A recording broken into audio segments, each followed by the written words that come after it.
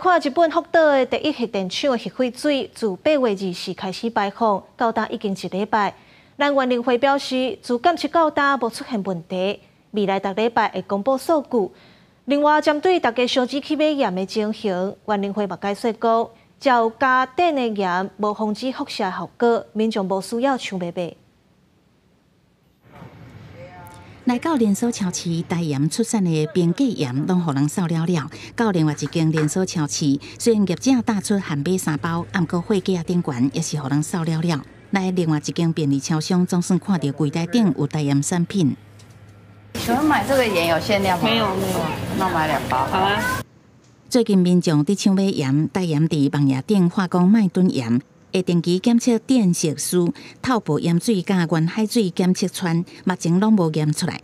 核医学学会阁指出，串半衰期是10天，大部分是以水的形态存在，会代谢排出体外，对咱人体影响真细。伫水产品甲海盐的浓度真低，无需要烦恼影响健康。另外，原联会嘛出来说明，吃碘盐无法达到防止辐射的功能。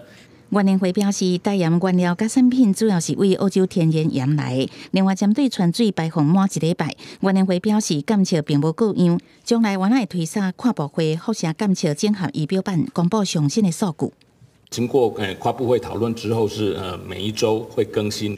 建立海协扩散海洋自信平台，扩大海水检测点甲辐射检测量能。行政院讲超前部署，毋过好亲像无算到民众原来伫超前部署出现抢买盐的情形。一直到日本排放福岛传废水1礼拜后，行政院才伫议会后开记者会。发言人林主任是讲，台盐库存充足，也提醒食盐适量大使，毋免囤盐。